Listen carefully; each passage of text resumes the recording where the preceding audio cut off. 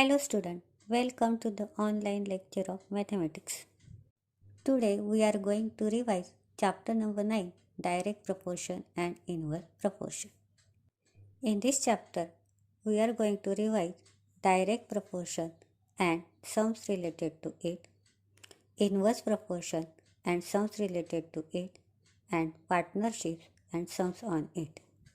Direct proportion. When the value of one quantity increases with an increase in the proportionate value of another related quantity, and the value of one quantity decreases with a proportionate decrease in the value of the other related quantity, and the ratio of two related quantities remain constant, then it is an example of direct proportion. For example, number of books and cost of books. As the number of books increases, the cost of book increases, and number of books decreases, the cost of book decreases. Now we are going to solve the sums related to direct proportion from practice set 37. Sum number first.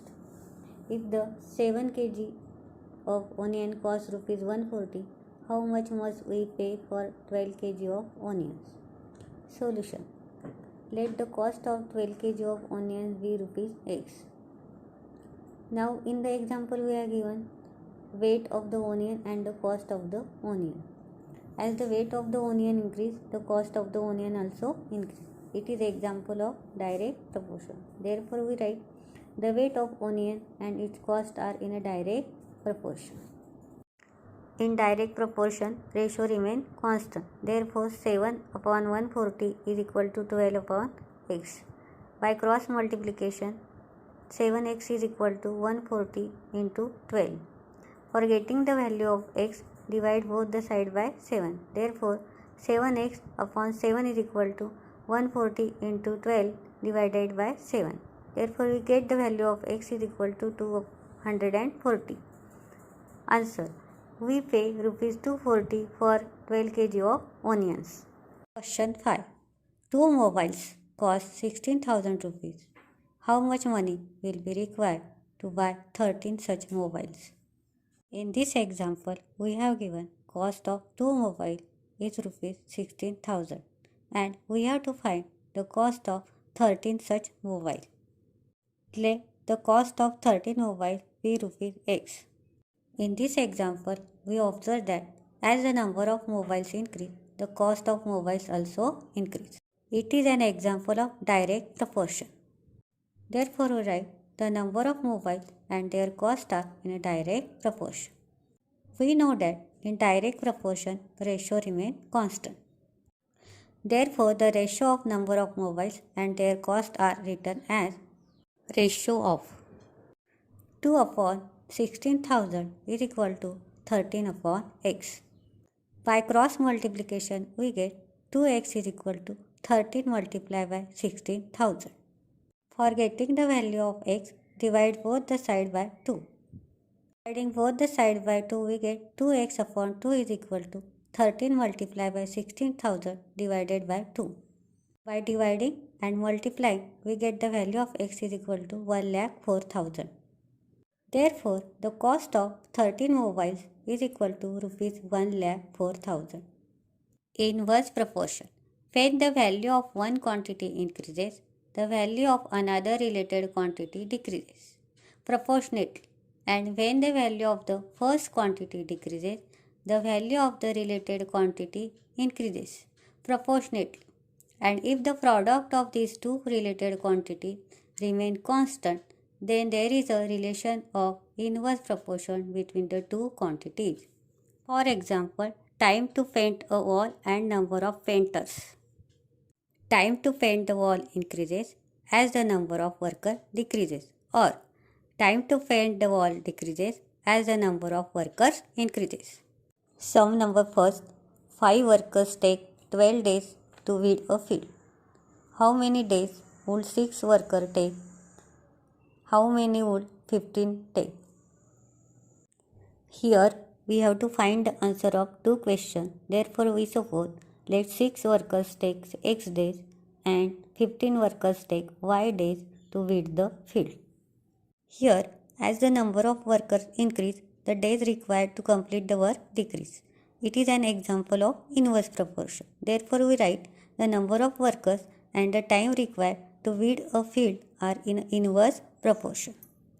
We know that 5 workers take 12 days to complete the work and 6 workers take x days to complete the work.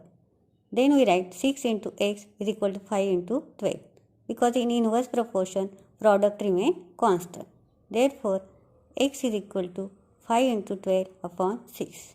By simplifying we get x is equal to 10 days, means 6 workers require 10 days to complete the work. Also we have to find number of days taken by 15 workers.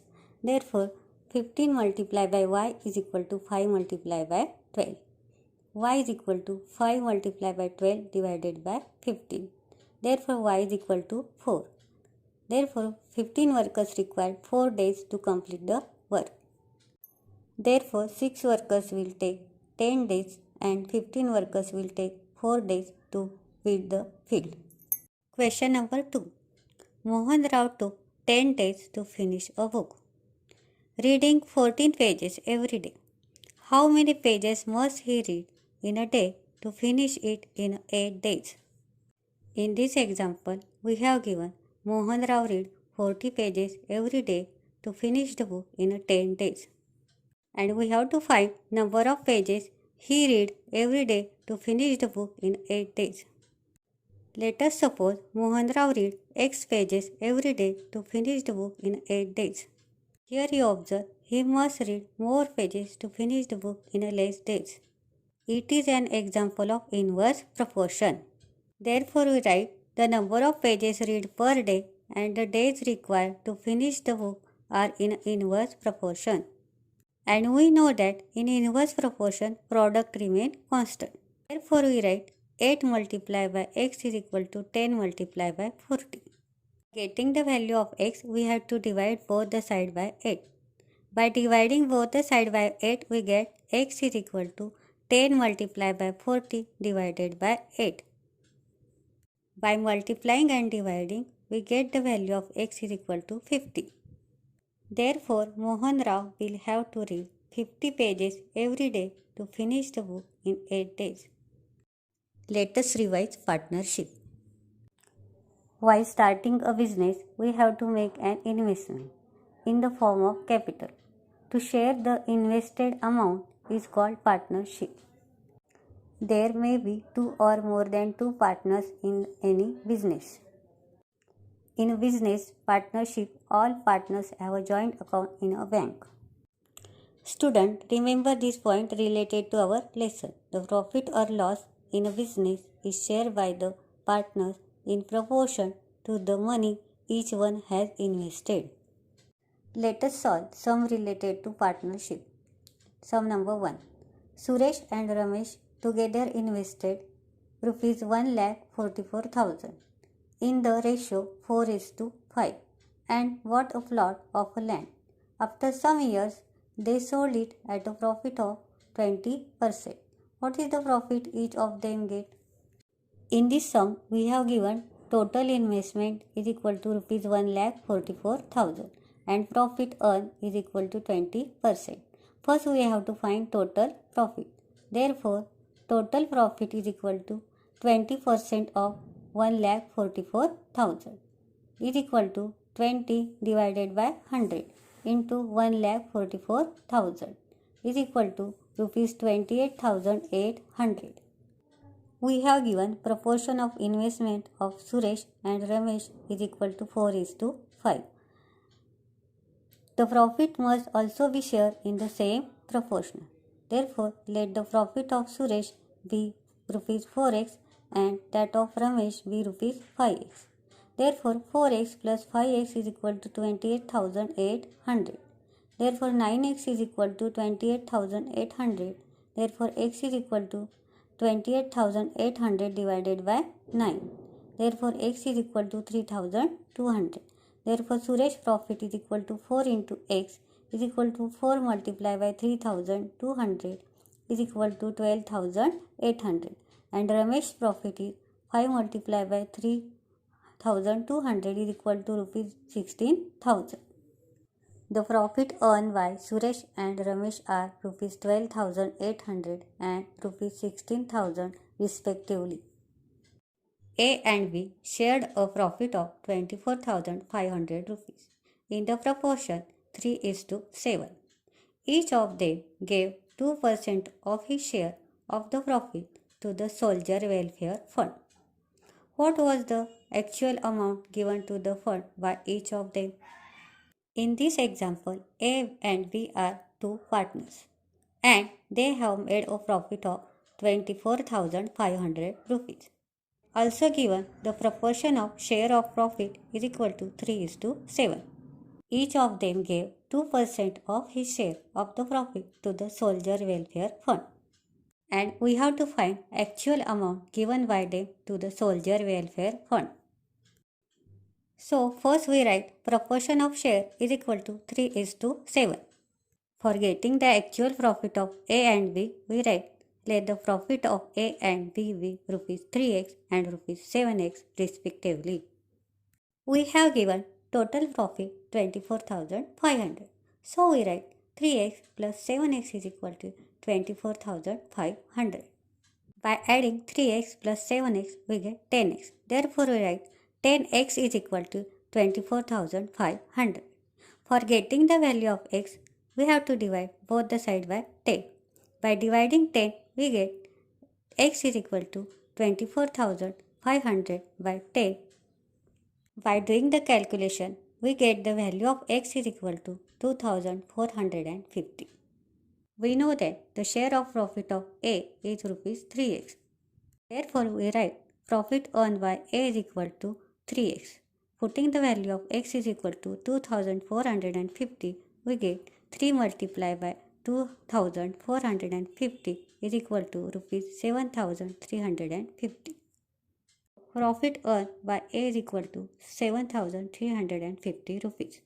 From this, we will find actual amount given by A to the Soldier Welfare Fund.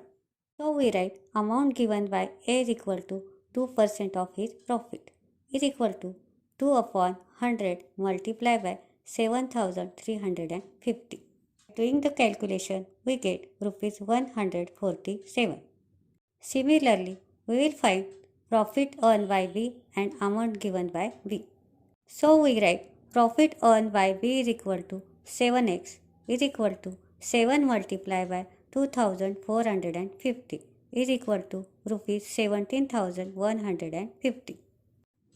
Amount given by B is equal to 2% of his profit is equal to 2 upon 100 multiplied by 17,150 is equal to rupees 343. By solving this sum, we get amount given by A is equal to rupees 147 and amount given by B is equal to rupees 343. We write the last statement. The amount given by A and B to the Soldier Welfare Fund are rupees 147 and rupees 343 respectively.